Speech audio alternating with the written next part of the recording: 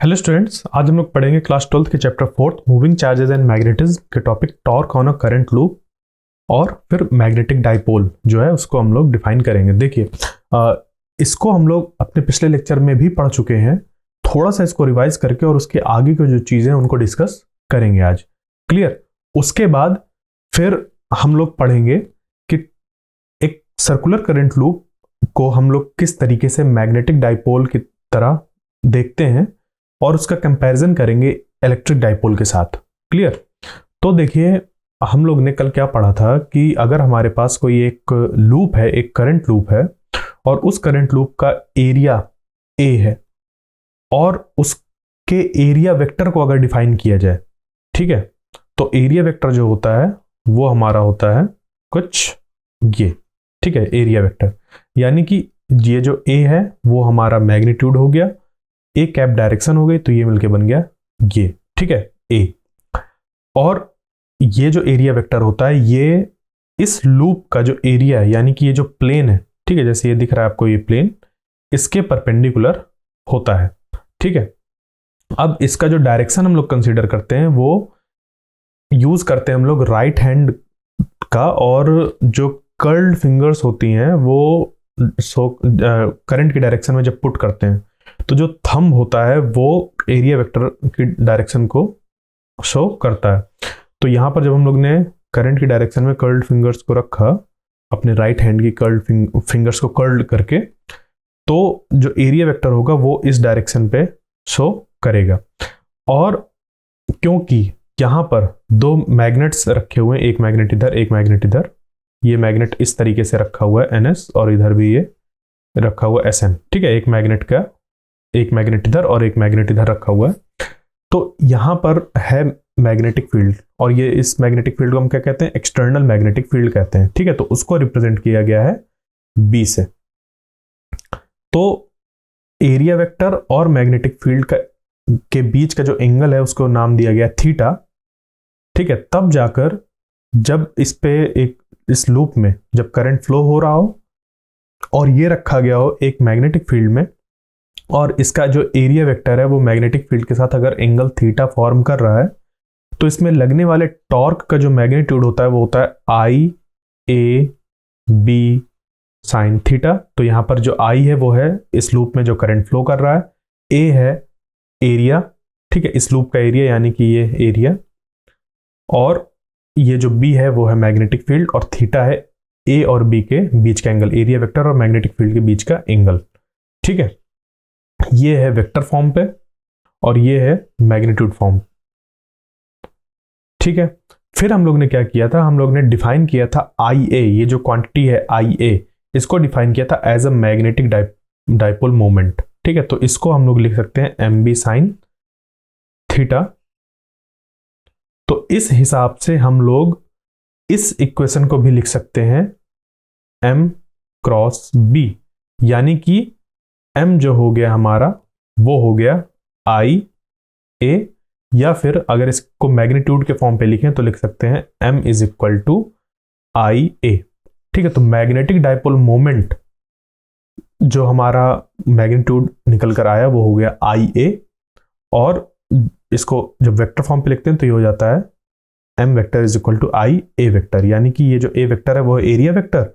तो देखो, area vector की ही डायरेक्शन में मैग्नेटिक डाइपोल मोमेंट का भी डायरेक्शन होता है। ये एरिया वेक्टर की डायरेक्शन दिखा रहा हूं मैं ब्लू से, इसी डायरेक्शन में मैग्नेटिक डाइपोल मोमेंट का भी डायरेक्शन होता है।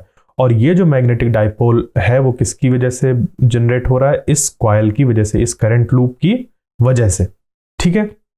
तब हम लोग ने मैग्नेटिक डाइपोल मोमेंट को इंट्रोड्यूस किया। अब बात ये आती है कि हम लोग ने इंट्रोड्यूस क्यों किया, तो इसको ही आज हम लोग पढ़ने वाले हैं कि जो करंट कैरिंग लूप होता है वो as a magnetic dipole behave करता है। इसी वजह से यहां पर मैग्नेटिक डाइपोल मोमेंट को इंट्रोड्यूस किया गया है, ठीक है। तो उसको अभी हम लोग आगे देखेंगे, बट कल हम लोग ने इतनी सारी चीजें पढ़ी थी, ओके। इसी में एक और चीज थी, अगर यहां पर जो नंबर ऑफ टर्न्स है वो एक से ज्यादा अगर नंबर ऑफ टर्न्स हो, अगर n नंबर ऑफ टर्न्स हो, कितने हो? n नंबर ऑफ टर्न्स अगर हो इस जगह पर कॉइल में, ठीक है, यानी कि कॉइल में ऐसे इस तरीके से एक टर्न ना होकर बहुत ढेर सारे टर्न हो, और कितने टर्न उनको नाम दिया गया, n नंबर ऑफ टर्न्स। तो n नंबर ऑफ टर्न्स होने पे फर्क क्या पड़ेगा, यहां पर जो करंट एक लूप में आई फ्लो हो रहा था, अब हम लोग मानेंगे कि वहां पर n नंबर ऑफ टर्न है। ठीक है, तो n नंबर ऑफ टर्न्स हैं, तो हर एक टर्न में अगर I करंट फ्लो कर रहा है, ठीक है, एक टर्न में I करंट है, तो n टर्न्स पे कितना करंट हो जाएगा, ni करंट हो जाएगा। ठीक है, ni करंट हो जाएगा किस पे, n नंबर ऑफ टर्न्स पे। तो हम लोग क्या करेंगे, टॉर्क के लिए जो फिर एक्सप्रेशन बन जाएगा वो बन जाएगा tau is equal to N I A cross B. फिर इसी को अगर हम लोग मैग्नेटिक डाइपोल मोमेंट के उस पर लिखना चाहें तो इसको लिखा जाएगा m क्रॉस b, यानी कि यहां पर अब जो m का एक्सप्रेशन बन गया वो बन गया कितना, m is equal to N I A, इसी को मैग्नीट्यूड फॉर्म पे m is equal to N I A. ठीक है, तो इस फॉर्मूले में और इसमें कोई फर्क नहीं है, जब n इक्वल टू 1 है तो हमें मिल गया ये, वही जब n इक्वल टू 1 है तो हमें मिल गया ये, यानी कि ये चीज और ये चीज सेम ही है। ठीक है, तो टॉर्क का जो एक्सप्रेशन होता है जब हम लोग मैग्नेटिक डाइपोल मोमेंट के फॉर्म पे टॉर्क को देखते हैं तो m का एक्सप्रेशन ये होता है। क्लियर, इसी तरीके से आगे हम लोग बाकी जो फॉर्मूले हैं उनको भी चेंज कर सकते हैं। इसको मैग्नीट्यूड फॉर्म में देखेंगे तो ये हो जाएगा N I A B sine theta, और इसी को हम लोग लिख सकते हैं एम बी साइन थीटा। ठीक है, ये एम बी साइन थीटा हो गया। कैसे, क्योंकि m हमारा एन आई ए है, तो ये मैग्नेटिक डाइपोल मोमेंट जो यहां लिखा है ये लिखा है सेम ही चीज है। ये कब के लिए हो गया, जब नंबर ऑफ टर्न्स n थे, यहां पर जब नंबर ऑफ टर्न्स 1 है, यानी कि इस पे हम n इक्वल टू 1 पुट करें तो यही मिल जाएगा। तो दो अलग चीजें नहीं है, ये सेम चीज है। क्लियर, उसके बाद एक और चीज आती है कि जब ये लूप टर्न करेगा, मैग्नेटिक एक्सटर्नल मैग्नेटिक फील्ड में रखा हुआ ये टर्न करेगा, तो एक इस पे कंडीशन आएगी जब थीटा हमारा कितना होगा। देखिए टॉर्क का एक्सप्रेशन ये है एम बी साइन थीटा, इसी को मैं लेकर आगे बढ़ रहा हूं। तो टाउ इज इक्वल टू है हमारा एम बी साइन थीटा। अब इस पे जो हमारी सिचुएशंस बनेंगी वो ऐसी ऐसी बनेंगी, एक तो थीटा इक्वल टू होगा 0 degree Celsius, sorry 0 degree not Celsius, एक थीटा होगा 0 डिग्री, दूसरा theta is equal to 90 degree, तीसरा थीटा इक्वल टू 180 डिग्री। ठीक है, तो इन तीनों केस में अगर हम लोग देखें तो पहले केस में जो टॉर्क निकल कर आएगा वो हो जाएगा tau is equal to M B sine 0। दूसरे केस में हो जाएगा tau is equal to M B sine 90। तीसरा केस हो जाएगा tau is equal to M B sine 180 degree. ठीक है, अब तीनों केस को अगर हम लोग एनालाइज करें किसके बेसिस पे, मैग्नेटिक डाइपोल मोमेंट की डायरेक्शन और मैग्नेटिक फील्ड की डायरेक्शन के बेसिस पे, तो ये चीज कुछ ऐसी थी कि m क्रॉस b। ठीक है, टाउ इज इक्वल टू था क्या, m क्रॉस b, ये था। तो देखिए पहली सिचुएशन में मैग्नेटिक डाइपोल मोमेंट और मैग्नेटिक फील्ड के बीच की हमें ये एंगल देखनी है इसको। तो इसके लिए हम क्या करेंगे, जो डाइपोल मोमेंट इस रेक्टेंगुलर लूप में है, ठीक है, उसको हम लोग रिप्रेजेंट करेंगे किससे, एक वेक्टर से। ठीक है, उसको रिप्रेजेंट करेंगे किससे, एक वेक्टर से। तो इस डायरेक्शन में m है और इसी डायरेक्शन में ही एक्सटर्नल मैग्नेटिक फील्ड है अगर, ठीक है।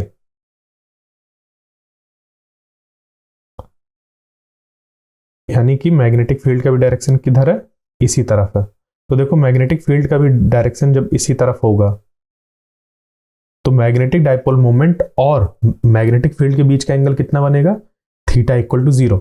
इस केस में जो लूप आपको दिखाई देगा वो इस तरीके से दिखाई देगा, यानी कि यहां से ऐसे करंट जाएगा और ये लूप आपको ऐसा एकदम ऐसे दिखाई देगा इस शेप में, एकदम खड़ा। ठीक है, उसके सेंटर से यहाँ से ऐसा डाइपोल मोमेंट की डायरेक्शन बाहर तरफ है और उसी डायरेक्शन पे मैग्नेटिक फील्ड भी है। ठीक है, ये कुछ ऐसा दिखाई देगा जो हमारा लूप है। ठीक है, यानी कि लूप से maximum number of magnetic field lines pass हो रही होंगी और जो मैग्नेटिक डाइपोल मोमेंट का डायरेक्शन है, या कह लीजिए कि एरिया वेक्टर का डायरेक्शन है, वो मैग्नेटिक फील्ड की ही डायरेक्शन में होगा। तो एम और बी के बीच का एंगल कितना हो गया हमारा, थीटा इक्वल टू 0 डिग्री। उस केस में जो टॉर्क निकल कर आ रहा है वो कितना आ रहा है, साइन 0 की वैल्यू कितनी होती है, 0। तो टॉर्क कितना निकल कर आ जाएगा, वो भी निकल कर आ जाएगा 0, वो भी निकल कर आ जाएगा कितना, 0 के बराबर। यानी कि ये जो कंडीशन है, ये हमारी ऐसी कंडीशन है जहां पर कि टॉर्क इसमें एक्ट नहीं हो रहा। यानी कि जब ये लूप इस पोजीशन में होगा, ठीक है, जब ये लूप इस पोजीशन में होगा तो इसमें एक्सटर्नल मैग्नेटिक फील्ड किसी भी तरीके का टॉर्क एक्ट नहीं करेगी, जिसकी वजह से ये इसी पोजीशन में रहने की कोशिश करेगा। ठीक है, कैसे, अगर आप इसके एंगल को चेंज करेंगे, क्या करेंगे, आप इसके एंगल को चेंज करेंगे, यानी कि आप इसको थोड़ा सा रोटेट करने की कोशिश करेंगे। ठीक है, आपने अपने हाथों के द्वारा इसको अगर हिलाने की कोशिश करी तो होगा क्या कि जो मैग्नेटिक फील्ड है उस पर, क्योंकि थीटा की वैल्यू 0 से ज्यादा हो जाएगी तो उस पर लगेगा टॉर्क और ये पूरा का पूरा डाइपोल मोमेंट फिर से इसी डायरेक्शन पे अलाइन हो जाएगा। ठीक है, यानी कि आपने इसको थोड़ा सा इस पोजीशन से हिलाया। ठीक है, ये कुछ ऐसी चीज हो गई, ये वाला सिचुएशन कुछ ऐसा हो गया कि मान लीजिए आपके पास एक बॉल है जो कि रखी हुई है कटोरी पे। ठीक है, एक बॉल रखी हुई है कटोरी पे। ठीक है, ये वाली पोजीशन, और आपने क्या किया, फिर इसको थोड़ा सा उठाकर बॉल को यहां पर रख दिया। तो होगा क्या, जैसे ही आप इस बॉल को छोड़ेंगे ये वापस बॉल इसी जगह पर आ जाएगी। तो सेम चीज यहां पर भी होगी। ठीक है, कि जब इस पोजीशन पर है थीटा इक्वल टू 0 डिग्री पर और आप इसको किसी भी डायरेक्शन पर रोटेट करने की कोशिश करेंगे, थोड़ा सा इधर उधर इससे ले जाएंगे, तो जैसे ही आप अपने एक्सटर्नल टॉर्क को हटाएंगे जो कि आप लगा रहे थे अपने हाथों के द्वारा, जैसे ही उसको आप हटाएंगे वैसे ही मैग्नेटिक फील्ड इस पे फिर से टॉर्क एक्ट करेगी और इसको इसी डायरेक्शन में फिर से अलाइन कर देगी। यानी कि आप लेकर गए थे यहां से यहां तक और वापस जो एक्सटर्नल मैग्नेटिक फील्ड है इस पे टॉर्क लगाकर इस जगह पर ले आएगी और फिर इस पे टॉर्क लगना बंद हो जाएगा। तो इस तरीके की जो पोजीशन होती है, आप चाहे इसको इधर लुढ़काते तब भी ये वापस आ जाता। तो इस तरीके की जो पोजीशन होती है वो कहलाती है स्टेबल इक्विलिब्रियम। क्या कहलाती है, स्टेबल इक्विलिब्रियम। ठीक है, यहां तक क्लियर। उसके बाद ये जो दूसरी पोजीशन है, ठीक है, theta equal to 90 degree. Theta equal to 90 degree में ये क्या है कि साइन 90 की वैल्यू कितनी होती है, 1 होती है, यानी कि mb। तो देखिए लग रहा है कितना मैक्सिमम टॉर्क, कितना टॉर्क लग रहा है, मैक्सिमम टॉर्क एक्ट हो रहा है। तो ये कैसी पोजीशन है, ये ऐसी पोजीशन है कि ये जो हमारा लूप है वो इस तरीके से रखा हुआ है, अब इस तरीके से, ठीक है, इस तरीके से रखा हुआ है। यानी कि यहां पर जो मैग्नेटिक डाइपोल मोमेंट की डायरेक्शन है, ठीक है, जो मैग्नेटिक डाइपोल मोमेंट की डायरेक्शन है वो है अपवर्ड डायरेक्शन पे। ठीक है, coming out of the plane of paper, coming out of the plane of paper. यहां पर मैग्नेटिक डाइपोल मोमेंट बाहर की तरफ इससे आ रहा है, बाहर की तरफ, ठीक है, बाहर की तरफ, ठीक है, मतलब नीचे से ये ऊपर तरफ निकल रहा है और मैग्नेटिक फील्ड की डायरेक्शन है इस तरफ। यानी कि इनके बीच का जो एंगल है वो कितना है, 90 डिग्री। यानी कि यहां से अगर बनाए तो ये बन रहा है 90 डिग्री इस तरीके से। क्लियर ये चीज।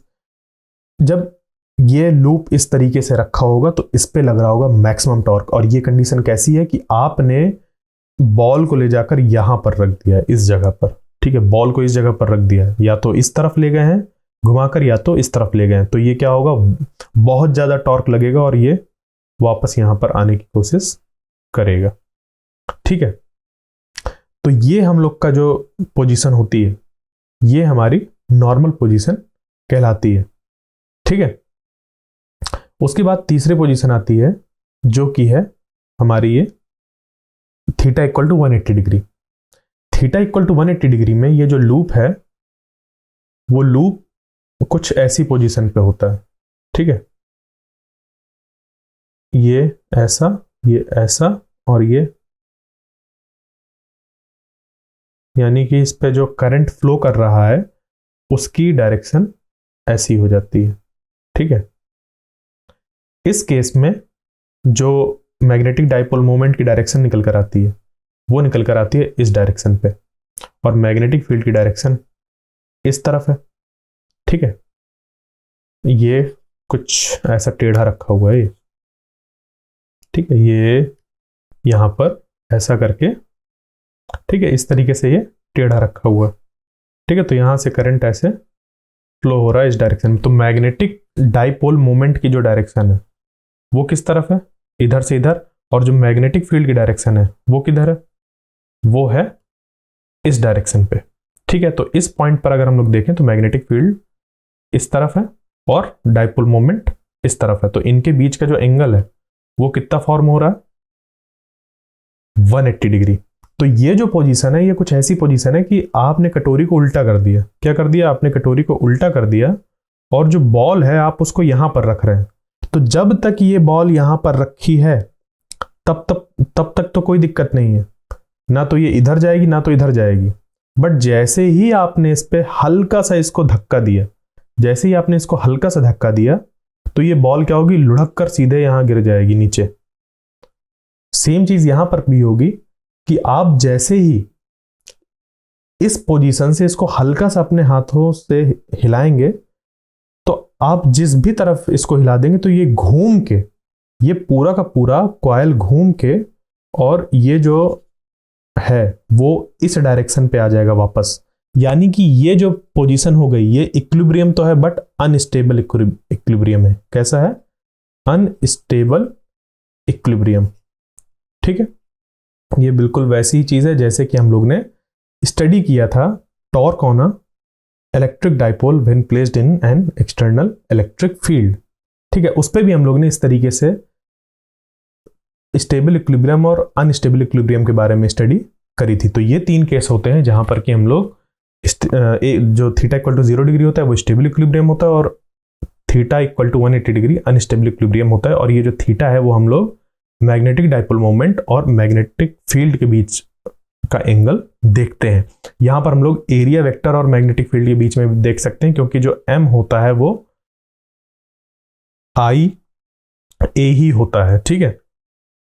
और अगर नंबर ऑफ टर्न्स n होते हैं तो इसी m का एक्सप्रेशन NIA हो जाता है।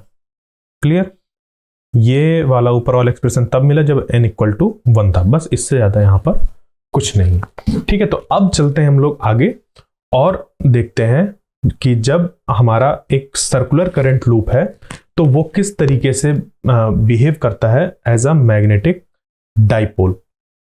क्लियर, तो इसके लिए आप याद करिए उस एक्सप्रेशन को जो कि आप लोग ने पढ़ा था।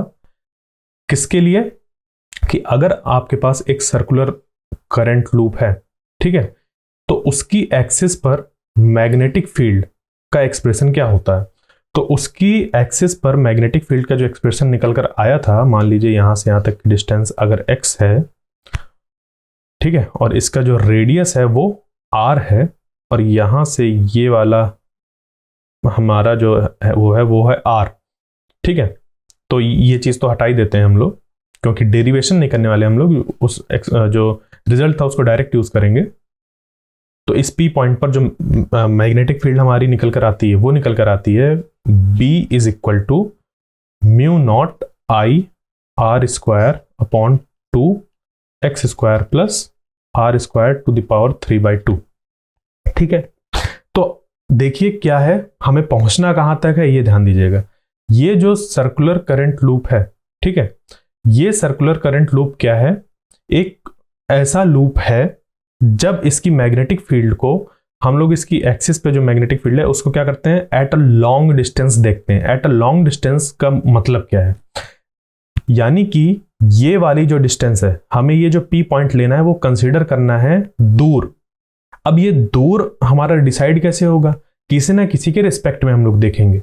तो ये हम लोग देखते हैं आर के रिस्पेक्ट में, ये जो कैपिटल आर है इसके रिस्पेक्ट में, यानी कि एक्स अगर हमारा बहुत बड़ा हो आर से, उस चीज को हम लोग कहते हैं कि हम लोग ने मैग्नेटिक फील्ड इस डाइपोल इस करंट लूप की मैग्नेटिक फील्ड देखी एट अ लॉन्ग डिस्टेंस। ठीक है, तो अब देखिए इससे हम लोग इस एक्सप्रेशन में देखिए अभी कहीं पर भी मैग्नेटिक डाइपोल मोमेंट m का जिक्र नहीं है। तो हम लोग इससे इस एक्सप्रेशन में कुछ इस तरीके से मॉडिफिकेशन करेंगे, इस अप्रॉक्सीमेशन का यूज करेंगे और इस टर्म m को इंट्रोड्यूस करेंगे जो कि हमारा होता है IA। ठीक है, I क्या होता है, इसको हम लोग n भी लिख सकते हैं यहां पर NIA। ठीक है, यहां पर n क्या होता है, नंबर ऑफ टर्न्स, अगर 1 है तो IA बन जाता है। I है करंट, ठीक है, ये है टर्न्स, और जो A है वो है एरिया।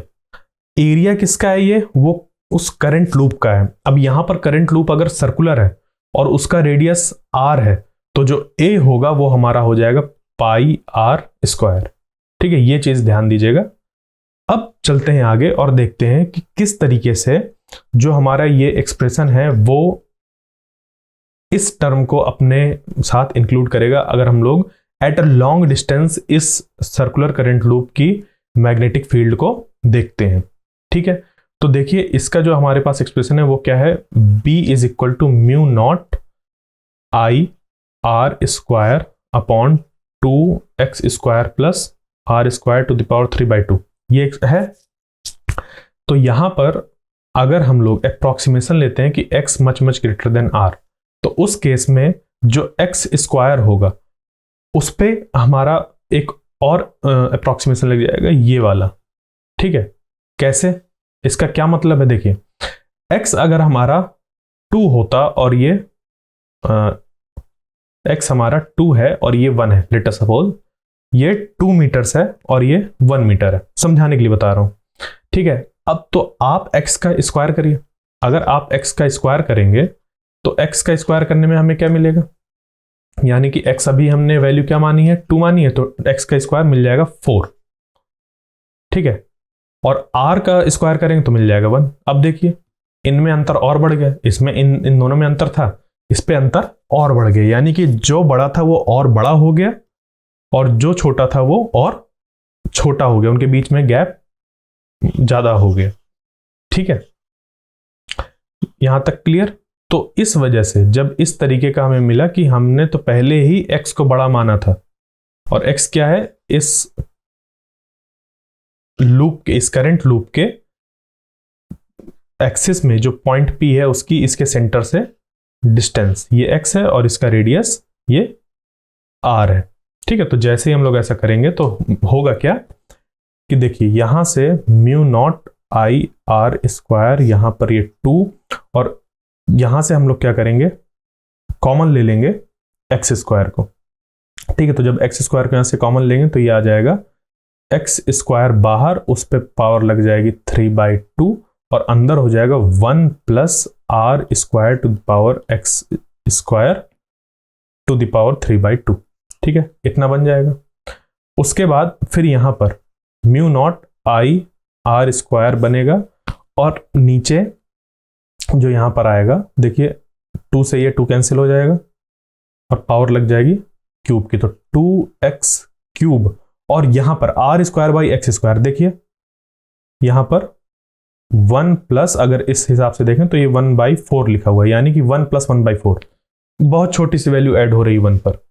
ठीक है, तो इसको हम लोग क्या कर सकते हैं, नेग्लेक्ट कर सकते हैं, इस चीज को नेग्लेक्ट कर सकते हैं क्योंकि R स्क्वायर एक्स स्क्वायर से बहुत छोटा है, R स्क्वायर एक्स स्क्वायर से बहुत छोटा है। तो इस पूरी चीज को हम लोग अगर नेग्लेक्ट कर दें तो 1 की ये पूरा हट जाएगा। ठीक है, ये पार्ट हट जाएगा, तो 1 की पावर कुछ भी हो, 1 की पावर कुछ भी हो वो 1 ही रहेगा। तो इस पूरी चीज को हटाई जा सकती है और यहां पर ये हमारा एक्सप्रेशन निकल कर आ गया, mu naught I R square upon 2x cube. यहां पर अब क्या करिए, पाई का अगर ऊपर नीचे मल्टीप्लाई करा दें, पाई का ऊपर नीचे अगर हम लोग मल्टीप्लाई करा दें तो एक्सप्रेशन जो हम लोग को मिल जाएगा वो मिल जाएगा mu naught I pi R square upon 2 pi x cube. अब देखिए ये जो पाई आर स्क्वायर है, पाई आर स्क्वायर क्या हो जाएगा, इस सर्कुलर लूप का एरिया। तो इसको लिख सकते हैं म्यू नॉट आई ए अपॉन 2 पाई एक्स क्यूब। हाँ या ना। अब ये जो आई ए है, आई ए क्या होता है, आई ए है हमारा मैग्नेटिक डाइपोल मोमेंट। ठीक है, तो यहां से ये हो गया mu naught M upon 2 pi x cube. ये हुआ। इसी चीज को हम लोग लिख सकते हैं क्या, म्यू नॉट ऊपर नीचे 2 का मल्टीप्लाई करा दिया जाए तो ये हो जाएगा mu not 2m upon 4 pi x cube. ठीक है, ये निकल कर आ गया मैग्नेटिक फील्ड एक सर्कुलर करंट लूप की वजह से एट अ लॉन्ग या लार्ज डिस्टेंस, यानी कि x much much greater than capital R. उस केस में हमारे पास ये मैग्नेटिक फील्ड का फॉर्मूला निकल कर आ गया। इस एक्सप्रेशन को गौर से देखिए और याद करिए। कौन सा एक्सप्रेशन, इलेक्ट्रिक डाइपोल मोमेंट। मतलब हमारे पास जब होता है एक इलेक्ट्रिक डाइपोल में, ठीक है, एक इलेक्ट्रिक डाइपोल जब हमारे पास होता है उस पर इलेक्ट्रिक डाइपोल मोमेंट होता है, और उस इलेक्ट्रिक डाइपोल की जो हम लोग इलेक्ट्रिक फील्ड देखते हैं ऑन द एक्सियल साइड, ठीक है, इसकी एक्सिस पे जब हम लोग मैग्नेटिक फील्ड इलेक्ट्रिक फील्ड को देखते हैं एट अ लार्ज डिस्टेंस, तो उसका जो एक्सप्रेशन निकल कर आता है वो निकल कर आता है E इज इक्वल टू, ठीक है, उसका जो एक्सप्रेशन निकल कर आता है वो होता है E is equal to 1/4 pi epsilon naught 2p upon x cube. ये एक्सप्रेशन निकल कर आता है। ठीक है, याद आया। तो अब देखिए इस पे और इस पे क्या है, सिमिलैरिटीज हैं। तो कौन सी सिमिलैरिटीज हैं, क्या सिमिलैरिटीज है, आइए उसको आगे देखते हैं। ठीक है, तो हमारे पास जो दो एक्सप्रेशन निकल कर आए वो कौन कौन से निकल कर आए, मैग्नेटिक फील्ड जो निकल कर आई एक circular current loop at a large distance, वो निकल कर आई म्यू नॉट अपॉन 4 पाई 2m अपॉन एक्स क्यूब।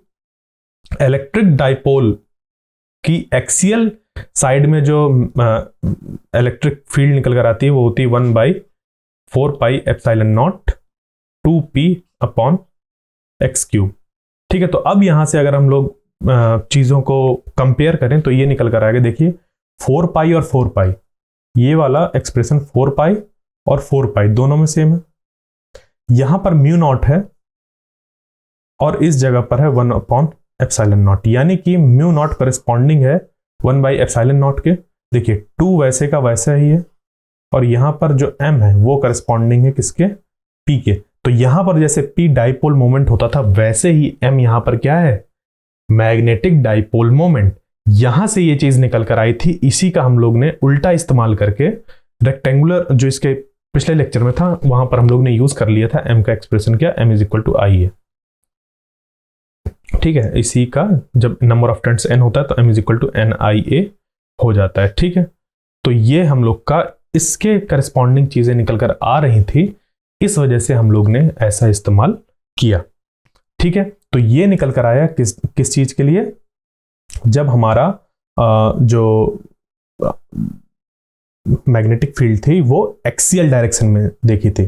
ठीक है, तो ये एक्सियल डायरेक्शन में इलेक्ट्रिक फील्ड है due to a dipole on a large distance, और ये हमारी मैग्नेटिक फील्ड है due to a dipole moment m on the axial side of circular current loop.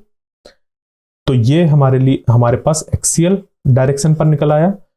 तो हम लोग इलेक्ट्रिक फील्ड के जो इक्वेटोरियल साइड में होता है, ठीक है, E is equal to 1/4 pi epsilon naught p upon x cube, इस एक्सप्रेशन का इस्तेमाल करके निकाल सकते हैं मैग्नेटिक डाइपोल मोमेंट m की वजह से इक्वेटोरियल साइड में मैग्नेटिक डाइपोल की वजह से मैग्नेटिक फील्ड का एक्सप्रेशन क्या होगा। ठीक है, तो ये निकल कर आ गया इक्वेटोरियल साइड में। ठीक है, इक्वेटोरियल साइड क्या होती है, यानी कि अगर हमारे पास एक ऐसा ये मैग्नेटिक डाइपोल है, तो ये डायरेक्शन जो हो गई वो हो गई एक्सियल, और ये वाला जो यहां पर पॉइंट होगा ये सारे होंगे इक्वेटोरियल पॉइंट। क्लियर? तो ये सारी चीजें हैं जो कि हमें क्या करती हैं, रिलेट कराती हैं चीजें, जो भी सारी इलेक्ट्रोस्टैटिक्स की हैं वो इधर मैग्नेटिज्म के साथ। तो म्यू नॉट कॉरेस्पॉन्डिंग हो गया 1/ε0 के, और m हो गया p के। यहाँ पर p डाइपोल मोमेंट था, इलेक्ट्रिक डाइपोल मोमेंट, तो यहाँ पर जो m है वो मैग्नेटिक डाइपोल मोमेंट हो गया। यहाँ से फिर हम लोग ने ये एक्सियल डायरेक्शन पे देखा था, तो इक्वेटोरियल साइड पे ये मैग्नेटिक फील्ड निकल कर आ गई। ठीक है, तो इन्हीं चीज को हम लोग क्या करते हैं, यहाँ पर ऐसे लिख लेते हैं कि b ये हो गया एक्सियल साइड पर, और ये हो गया इक्वेटोरियल साइड पर। ठीक है,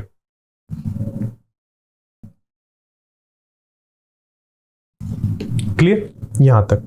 तो जो हमारा सर्कुलर करंट लूप है वो वही एक कॉज है जो कि हमारे चारों तरफ जितना भी मैग्नेटिज्म है उसके लिए वो रिस्पॉन्सिबल होता है। ठीक है, तो फिर से मैं इस बात को रिपीट कर रहा हूं कि जो सर्कुलर करंट लूप है, ठीक है, सर्कुलर करंट लूप इन्हीं की वजह से ही, ठीक है, क्योंकि देखो circular current loop as a magnetic dipole behave करते हैं। ठीक है, सर्कुलर करंट लूप किसकी तरह बिहेव करते हैं, सर्कुलर करंट लूप बिहेव करते हैं एज अ मैग्नेटिक डाइपोल, यानी कि ऐसा मैग्नेट जिसके दो पोल हो। तो एक जो सर्कुलर करंट लूप होता है वो बिहेव करता है मैग्नेटिक डाइपोल, यानी कि उसका अगर उस पर करंट इस तरीके से फ्लो कर रहा है और उसकी एक्सिस ऐसी है, तो ये वाला साइड बिहेव करता है एज अ नॉर्थ और इधर बिहेव करता है एज अ साउथ। क्लियर?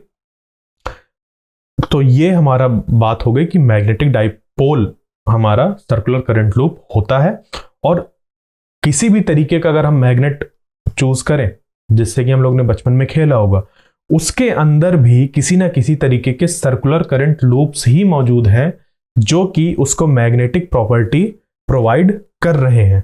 ठीक है, क्योंकि देखिए एटम्स में इलेक्ट्रॉन रिवॉल्व करते हैं, एटम्स में न्यूक्लियस के चारों तरफ इलेक्ट्रॉन रिवॉल्व करते हैं, तो जो उनका रिवॉल्यूशन होता है इलेक्ट्रॉन का उस न्यूक्लियस के अराउंड, ठीक है, उस न्यूक्लियस के अराउंड उस इलेक्ट्रॉन के रिवॉल्यूशन की वजह से, उस इलेक्ट्रॉन के रिवॉल्यूशन की वजह से इस एटम में आ जाता है एक मैग्नेटिक डाइपोल मोमेंट। क्या आ जाता है? एक मैग्नेटिक डाइपोल मोमेंट, यानी कि ये atom as a tiny magnet behave करता है। ठीक है, क्या करता है? As a tiny magnet behave करता है। और जब इसी तरीके के बहुत ढेर सारे टाइनी मैग्नेट्स का अरेंजमेंट हम देखते हैं तो हमें अलग अलग तरीके के मैग्नेटिक मटेरियल मिलते हैं, जो कि होता है जैसे डायमैग्नेटिक, पैरामैग्नेटिक, फेरोमैग्नेटिक। तो इसको हम लोग अपने जो नेक्स्ट चैप्टर है उसमें ब्रॉडली डिस्कस करेंगे। ठीक है, इन डेप्थ डिस्कस करेंगे कि किस किस तरीके के हमारे पास मैग्नेटिक मटेरियल होते हैं। बट जो कॉज है वो सब क्या है? सर्कुलर करंट लूप, जो कि मौजूद होते हैं हर मैग्नेटिक मटेरियल में मौजूद एटम्स के अंदर। ठीक है, साथ ही में एक और चीज आप पढ़ेंगे आगे चलकर, जैसे कि स्पिन मोमेंट। ठीक है, तो वो इन इलेक्ट्रॉन्स, प्रोटॉन और न्यूट्रॉन्स वगैरह की सबकी अपनी एक इंट्रिंसिक प्रॉपर्टी होती है, यानी कि उनकी खुद की एक प्रॉपर्टी होती है, उसका रोटेशन से कोई मतलब नहीं होता। जैसे केमिस्ट्री में ये चीज आती है स्पिन मैग्नेटिक मोमेंट, ठीक है, या स्पिन डाइपोल मोमेंट। ठीक है, तो स्पिन मोमेंट जो हमारा निकल कर आता है वो हमारा किसी रोटेशन की वजह से नहीं आता है कि इलेक्ट्रॉन अपने आप में ही रिवॉल्व कर रहा होता है, ऐसे नहीं, ऐसा बिल्कुल नहीं होता है। ये जो स्पिन मोमेंट होता है वो इलेक्ट्रॉन के किसी भी तरीके के रोटेशन से नहीं होता, उसकी खुद की प्रॉपर्टी होती है। तो अभी वहां तक तो हमें डिस्कस ही नहीं करना, सिर्फ इतना जानना है कि जितनी भी मैग्नेटिक प्रॉपर्टी होती है वो हमारी सर्कुलर करंट लूप की वजह से आती है, जो कि तब आती है जब जो इलेक्ट्रॉन होते हैं वो ऐसे रिवॉल्व कर रहे होते हैं। ठीक है, आपने एंगुलर डाइपोल मोमेंट के बारे में पढ़ा होगा केमिस्ट्री में। ठीक है, क्लास 11th में ये सारी चीजें आती हैं। एल, ठीक है, जब न्यूक्लियर मॉडल पढ़ा होगा।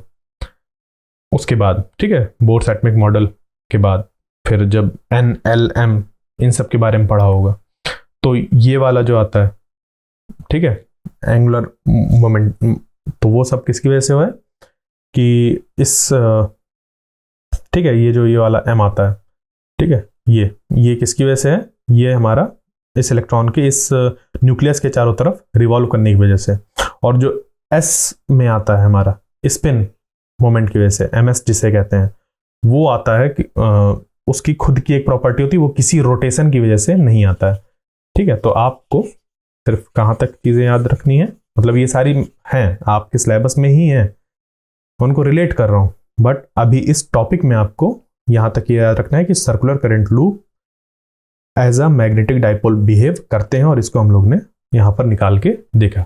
तो आई होप जो आज की क्लास थी आपको समझ पे आई होगी कि किस तरीके से हमारी चीज़ें रिलेटेड है, और मैग्नेटिक डाइपोल क्या होता है, मैग्नेटिक डाइपोल मोमेंट क्या होता है, उसके इक्विलिब्रियम पोजीशंस स्टेबल और अनस्टेबल, और किस तरीके से हम लोग देखते हैं मैग्नेटिक फील्ड उस मैग्नेटिक डाइपोल की वजह से।